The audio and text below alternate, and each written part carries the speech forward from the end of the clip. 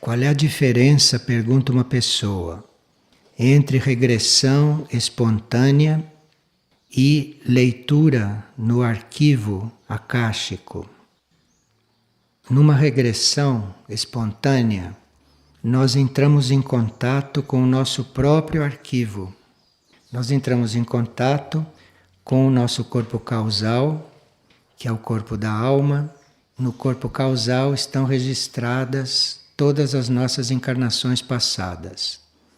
Então, na regressão espontânea, nós temos o contato ou temos informações sobre essas encarnações passadas mandadas pela alma, pela própria alma. Isto chama-se regressão espontânea. E a alma pode até nos levar a fazer contato com esses arquivos que se encontram no corpo causal. Agora, nós entrarmos em contato com os arquivos akáshicos, isto já é outra coisa. Aí nós eventualmente não estamos entrando em contato com o nosso arquivo individual, mas estamos entrando em contato com aquilo que está registrado no éter do planeta. Porque no éter do planeta está gravado tudo o que aconteceu desde o início do planeta. Entrar nesse arquivo é algo que pode acontecer quando a nossa visão penetra ali. E se nós entrarmos em contato com esses arquivos, se isto é considerado uma graça, sim, se isto acontece espontaneamente, se isto não foi buscado, não foi procurado, não foi induzido, então isto é uma graça, sim. E isto traz sempre muita cura. Agora, quando é induzido, então nós podemos entrar em contato com arquivos, podemos entrar em contato com um tipo de memória que não estava destinado ao nosso conhecimento. E aí a gente pode eventualmente se confundir bastante, quando a regressão é induzida. Agora, numa regressão induzida, pode acontecer de tudo. Nós podemos nos auto-hipnotizar e irmos parar nos níveis dos nossos desejos. Então, numa regressão induzida, nós podemos parar num núcleo nosso, antigo, e lá encontrarmos os nossos desejos e termos a impressão que estamos numa vida passada. Isto é o resultado de uma regressão induzida. Agora, a regressão induzida pode ser verdadeira se a alma do indivíduo dá o consentimento, se a alma do indivíduo colabora. Porque na regressão induzida, pode-se não saber em que nível se está.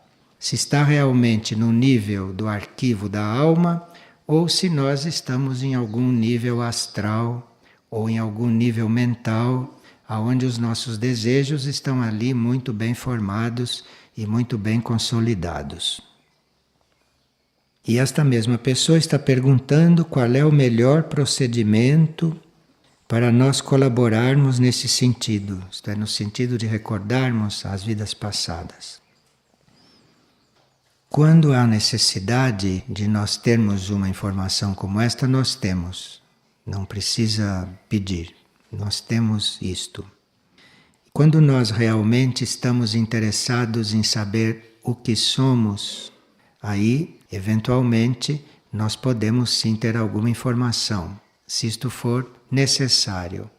Mas nós não temos muito este hábito de perguntar para o nosso interior o que nós somos. Porque nós temos uma ideia sobre nós, conhecemos a nossa personalidade até certo ponto, então achamos que nos conhecemos.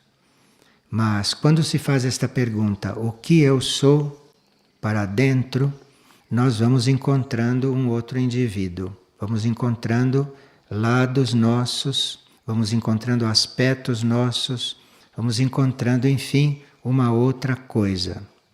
Mas aí é preciso ter esta disposição em se conhecer, ter realmente esta disposição a encontrar os próprios aspectos para poder ser mais autêntico, para poder servir melhor, para poder ser um melhor instrumento da alma. e não para conhecer a si próprio, assim por curiosidade. Então todas estas coisas acontecem espontaneamente, acontecem naturalmente, não precisa que a gente busque. E sempre que a gente está perseguindo estas coisas, a gente corre o risco de encontrar alguma forma pensamento criada por nós mesmos e tomarmos aquilo como uma informação correta. Nós temos que ter fé que aquilo que nós temos que conhecer, vamos conhecer. Que aquilo que a gente tiver que saber, vai saber. Desde que a gente queira realmente saber o que a gente é.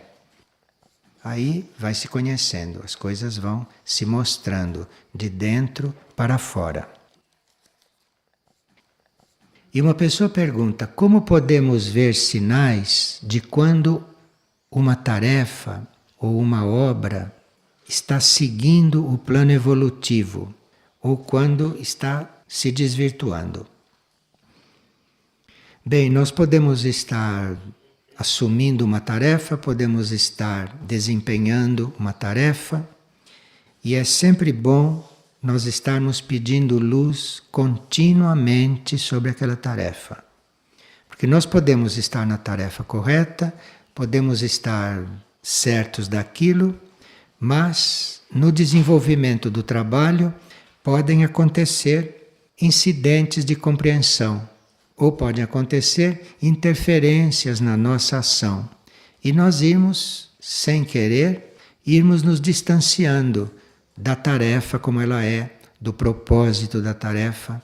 É muito comum que a gente assuma uma tarefa, saiba qual é a tarefa, e no transcorrer das coisas a gente vai adaptando aquilo sem querer, inconscientemente, vai adaptando aquilo à nossa forma de fazer, à nossa forma de ser, à nossa forma de compreender. Então, se a gente não está pedindo luz o tempo todo sobre a tarefa, a gente arrisca sim a se desviar. Agora, quando se está continuamente pedindo luz, quando você está continuamente revendo a tarefa, pedindo luz sobre se é aquilo mesmo, se é assim mesmo que se faz, se tem alguma mudança. Você tem que estar continuamente pedindo luz, porque aí, se você pede mesmo luz, você vai sendo atualizado, a tarefa vai sendo atualizada. Agora, um dos sinais de que a tarefa foi desvirtuada, ou um dos sinais de que nós não estamos tão bem na tarefa, precisamos de alguma revisão, um dos sinais mais comuns é que começam a surgir dificuldades. Dificuldades que começam a impedir que aquela tarefa se cumpra ou que aquela tarefa se desenvolva. Começam a surgir dificuldades. Então, se começa a surgir alguma dificuldade, é o momento de pedir luz. E perguntar aonde é que eu errei. Se não vem resposta, se o erro não foi seu, e se a dificuldade é uma coisa que devia mesmo surgir, ou porque faz parte daquela trajetória, então isto fica claro também. Isto fica claro que houve ali uma interferência e houve uma dificuldade. Mas quando acontece alguma dificuldade, por menor que seja numa tarefa, a primeira coisa que se faz é pedir luz. No que é que eu errei? No que é que eu estou desfocado? O que é que eu não estou compreendendo? Isto é, não ficar pedindo que aquela dificuldade seja resolvida. Primeira coisa que se pede é no que é que eu errei para ter surgido esta dificuldade. Porque essa dificuldade está querendo impedir que eu faça alguma coisa. Será que eu errei em alguma coisa? Essa é a primeira pergunta que se faz. Não é que a gente seja responsável por tudo e não é que a gente seja responsável pelas dificuldades. Mas como tudo começa e termina em nós, é muito mais simples e direto perguntar: surgiu aquela dificuldade? O que eu fiz para isto acontecer? Porque aí eu me mudo, eu me transformo e aquela dificuldade é removida.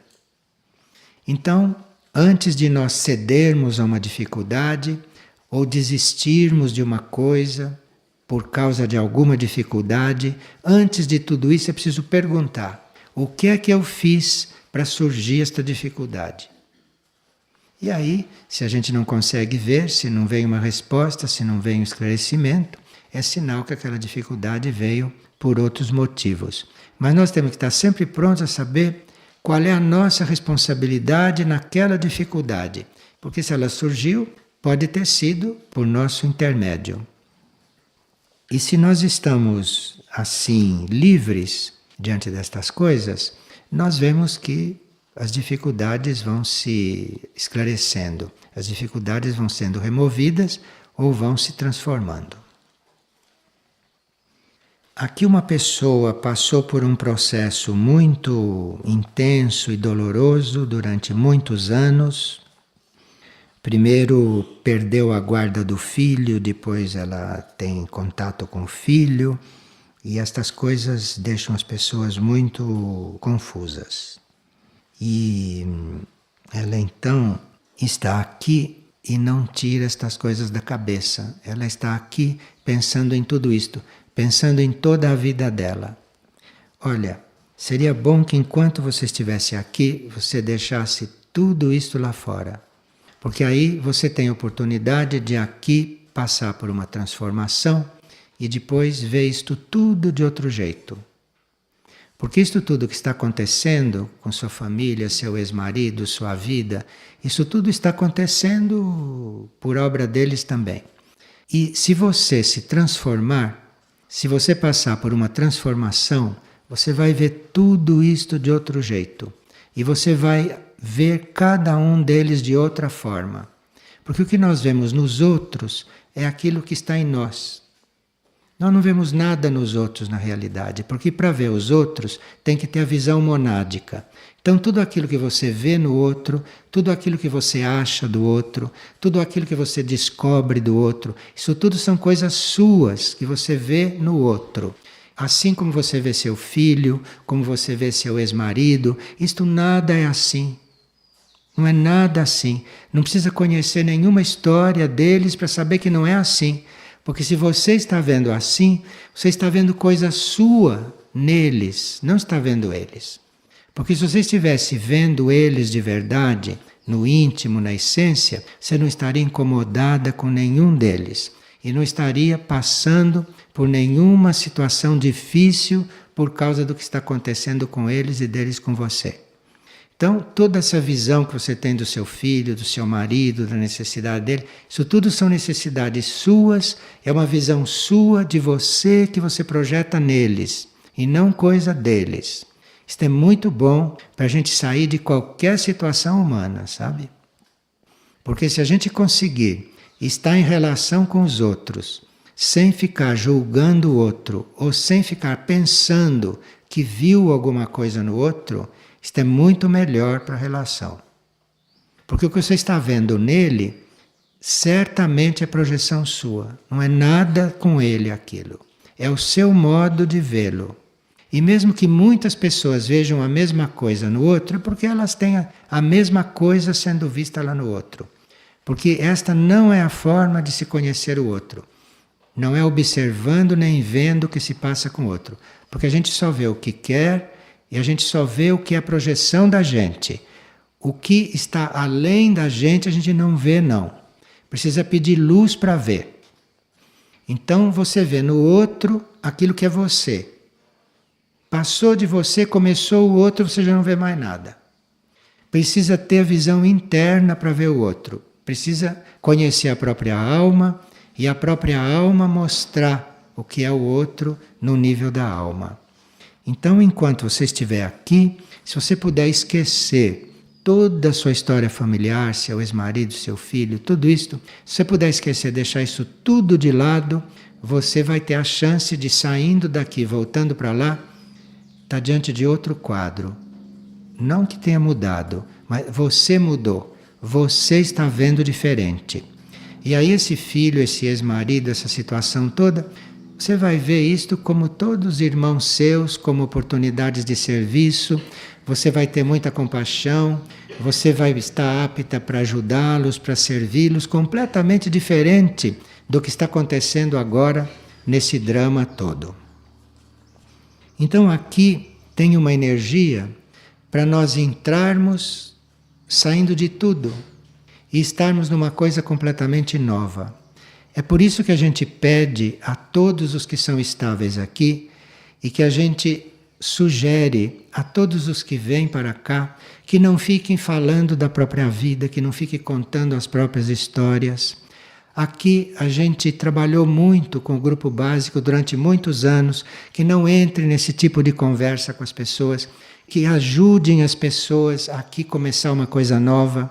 Não fiquem perguntando as coisas para as pessoas. Isso nós trabalhamos muito no grupo básico, durante muitos anos. Então supõe-se que isto seja aqui um consenso. Agora, se a pessoa chega aqui e não tem oportunidade de deixar lá fora tudo que ela vive e de estar aqui completamente limpa, completamente desimpedida, ela realmente perde uma oportunidade. E nós podemos colaborar com isto, é não ficarmos estimulando as pessoas a falarem de si nesse sentido. E de ajudarmos as pessoas a ficarmos aqui em contato com esta energia. E não distraídas com os próprios problemas, com os próprios assuntos, que são todos, no fundo, artificiais, todos criados por elas. E quando a gente cria estas coisas, a única forma das coisas se transformarem é nós mudarmos de ponto. Nós mudamos de ponto evolutivo. Porque aí vamos ver aquilo que criamos de outra forma. Vamos agir diferente e aí as coisas podem começar a mudar. Faz mais de 10 anos, diz uma pessoa, que eu estou com problemas e incômodos no meu olho direito. Eu já fiz todos os tratamentos e não resolveu o problema. Eu gostaria de saber a causa e a origem disto. Isto não é mistério. O que acontece com os nossos olhos é resultado de nós não estarmos vendo as coisas espiritualmente. Então, se nós passamos muitas vidas vendo as coisas só do ponto de vista material, este é o caminho para ficar com olhos bastante doentes com o tempo. E as várias formas de doenças que os olhos podem tomar. As várias formas de miopia e outras coisas. Então isto é sinal que a gente por muitas vidas se recusou a ver as coisas espiritualmente. A gente se cristalizou em ver as coisas materialmente. E daí então vem os males dos olhos. Porque os olhos físicos representam a nossa visão. Agora, pode acontecer sim a remoção de um incômodo? Pode, tudo pode acontecer. Tudo pode acontecer. Mas é preciso que você faça novas opções. Porque se você fez opções que te levaram à sua atual situação oftalmológica, então você precisa mudar de opções para mudar a sua situação oftalmológica. Você tem que fazer outras opções. Você tem que fazer opções contrárias àquela que você fez no passado. Porque aí aquilo vai regredindo, ou aquilo vai sendo curado, aquilo vai sendo transformado. Ou se há uma coisa, em princípio, irremovível no plano físico, você vai ter a compensação com outro tipo de visão. Então, digamos que uma pessoa tenha ficado cega e que fisicamente, naquela vida, ela não possa deixar de ser cega. Mas se ela mudar as opções que a levaram à cegueira, ela vai ter tantas compensações que no fim ela vai se dar conta que a cegueira não a está impedindo de ver, de saber, de fazer aquilo que ela realmente tem que fazer. Parece uma coisa incrível, né?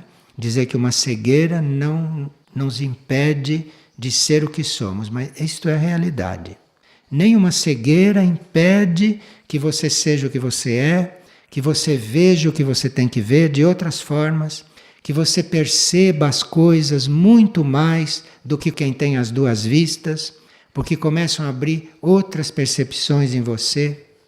Então a coisa no plano físico pode não ter mais retorno, Mas aquilo é compensado, aquilo é substituído. E você vai ter aquilo e muito mais através de outras percepções. Através de outras formas de saber as coisas, de compreender as coisas e tudo isto. Então é possível, sim, nós removermos uma coisa destas. Quando fisicamente é possível e quando não age uma lei superior. Mas agindo uma lei superior, até uma coisa irremovível fisicamente pode acontecer. Mas o importante não é bem isto. O importante é no você ter mudado as suas opções, você ter ampliado a sua capacidade de ver, a sua capacidade de compreender, a sua capacidade de estar sabendo das coisas, que não é só através dos olhos que a gente sabe. Então, mudando as opções, você fazendo o contrário do que te levou àquele problema físico dos olhos, você vai ter aquele sentido substituído por outros sentidos, por outras possibilidades de percepção. Agora, se é o olho direito especificamente que está com esse problema, então representa realmente a visão espiritual.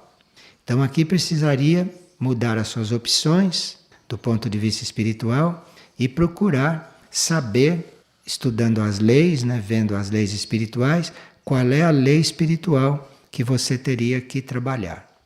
Isto está diretamente ligado ao olho direito. E dado esse passo, feito isso, alguma coisa vai acontecer.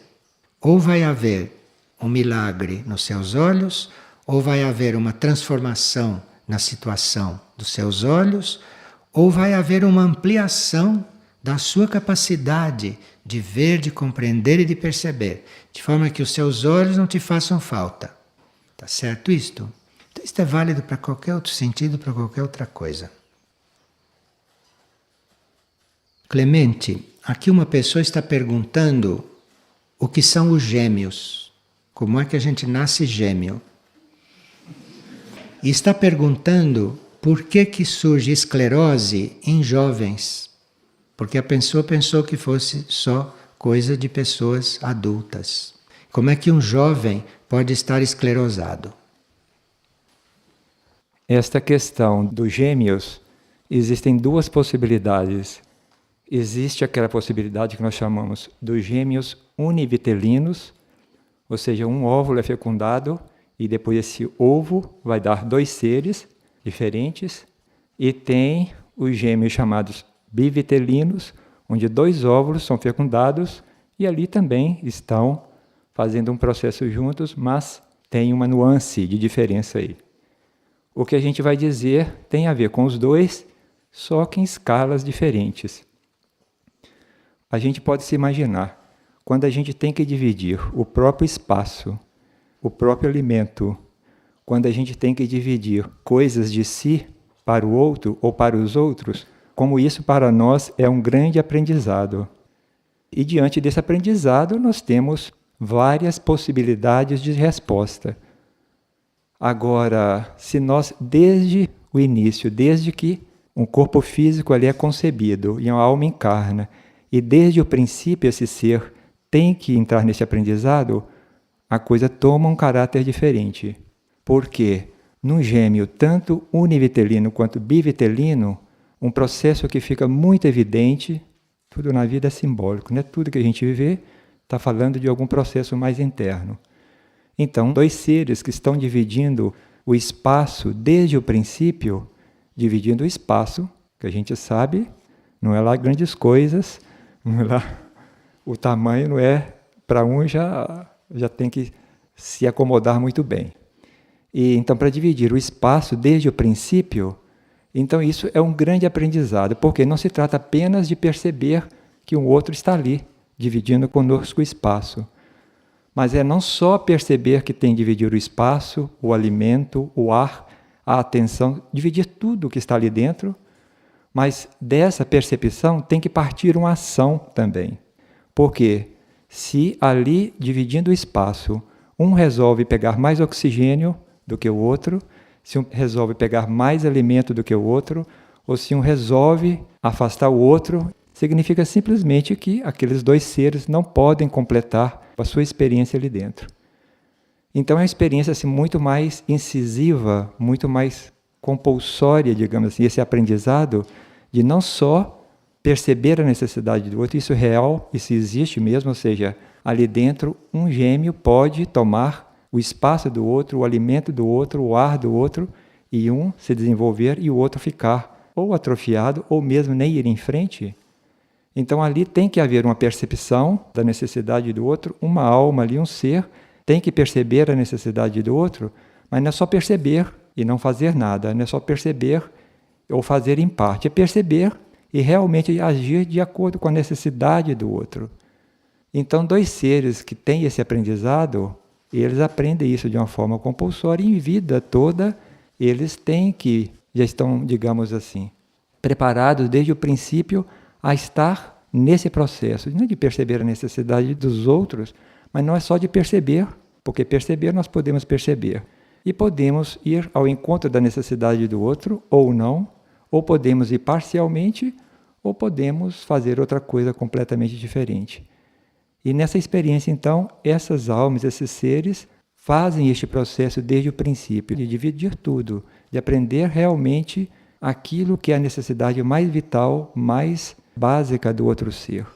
Então isso, para o indivíduo ou para almas que em vidas passadas foram voltadas muito para si, para as próprias necessidades, tudo voltado em torno de si ou do seu mundo mais próximo, essa experiência de dividir tudo isso desde o princípio de uma nova encarnação, isso fica muito marcado, isso fica muito presente, ou pode dar oportunidade daquelas almas fazerem um grande avanço.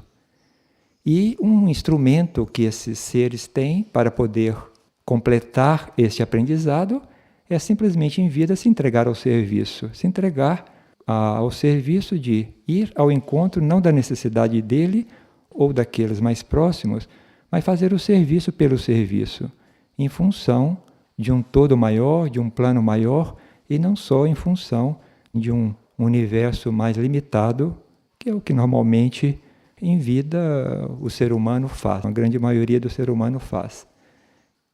Ela está perguntando, né, se um pode tomar o espaço, o alimento, o ar do outro, então ali pode haver um desequilíbrio no processo dos dois.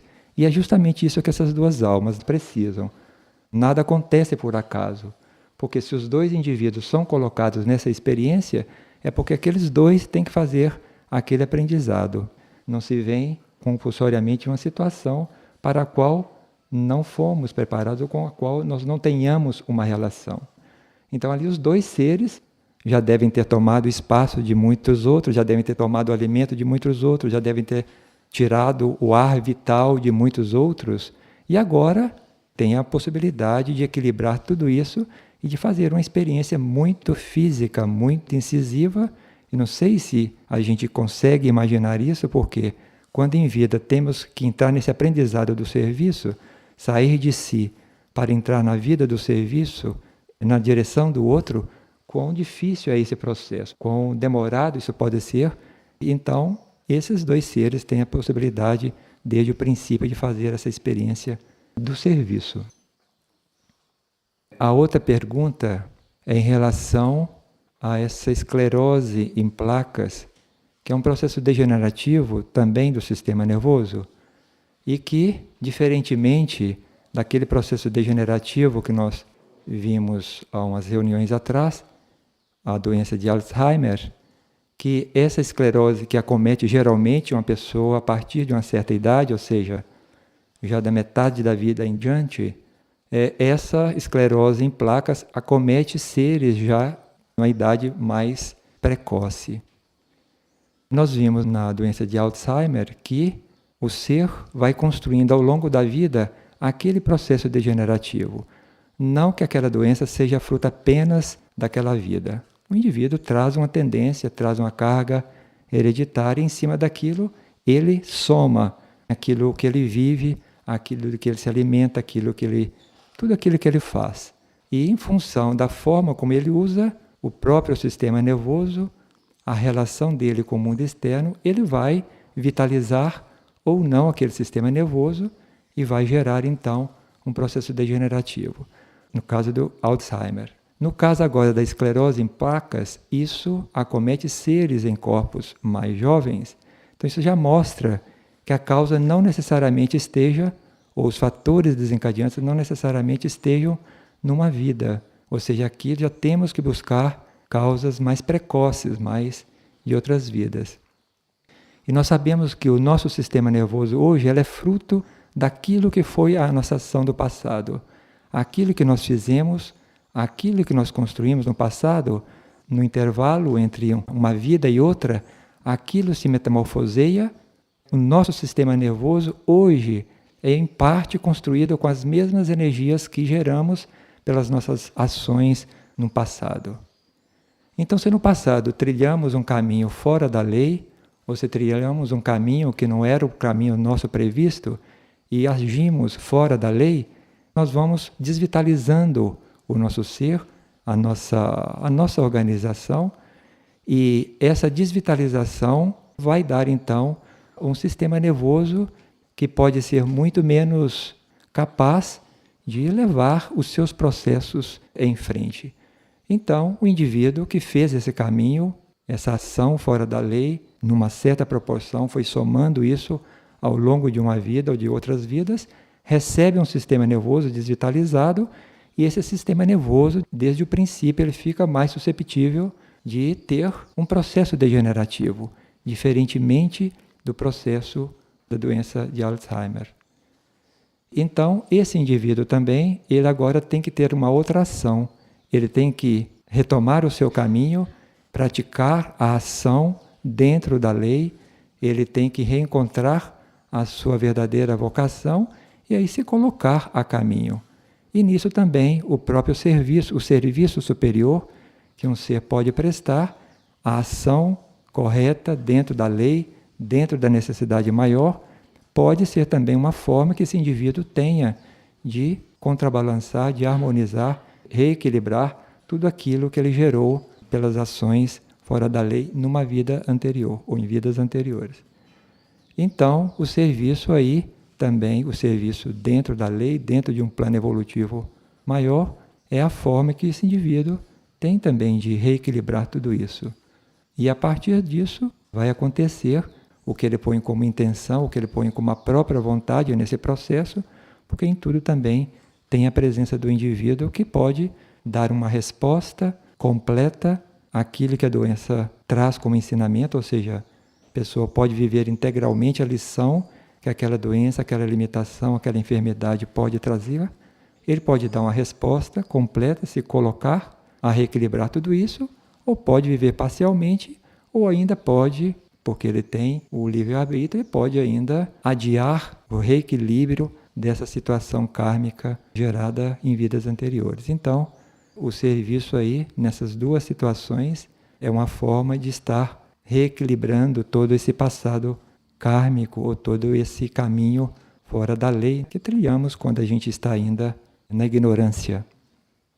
Nós estamos falando a partir de uma perspectiva, tomando até como fundamento o pensamento, que diz o fato de estar fora da lei não é para nos lamentarmos disso, de tudo que nós geramos no passado por estarmos fora da lei, mas é contar também com a misericórdia, contar com a graça, para que todos esses processos em nosso ser se reequilibrem, que nós encontremos a cura para tudo isso. Então, diante destas coisas, nós teríamos que ser menos materialistas e mudarmos de posição, mudarmos a nossa opção, porque começa-se a fazer de dentro para fora, começa-se a criar uma nova situação de dentro para fora que vai possibilitar que numa próxima vida ou numa próxima etapa na mesma vida, a situação comece a mudar.